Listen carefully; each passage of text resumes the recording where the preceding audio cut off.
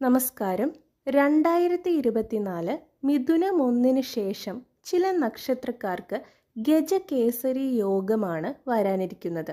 പ്രത്യേകം ശ്രദ്ധിക്കുക, ഇതൊരു പൊതുഫലമായിട്ടാണ് ഞാൻ പറയുന്നത്. ഒരു വ്യക്തിയുടെ കൃത്യമായ സമയമറിയുവാൻ ആ വ്യക്തിയുടെ ജാതകം വെച്ച് നോക്കേണ്ടിയിരിക്കുന്നു. ഗജകേസരി യോഗമുള്ളൊരു വ്യക്തിക്ക് വളരെയധികം ബഹുമാനവും ഐശ്വര്യവും പണവും ഒരുപാട് നേട്ടങ്ങളും ജീവിതത്തിൽ ലഭിക്കുന്നു. അശ്വതി, പൂരുരുട്ടാതി, ഭരണി, പുണർദം, ഉത്രട്ടാതി, ആയില്യം, പൂയം എന്നീ നക്ഷത്രക്കാർക്കാണ് ഈ യോഗം കാണുന്നത്.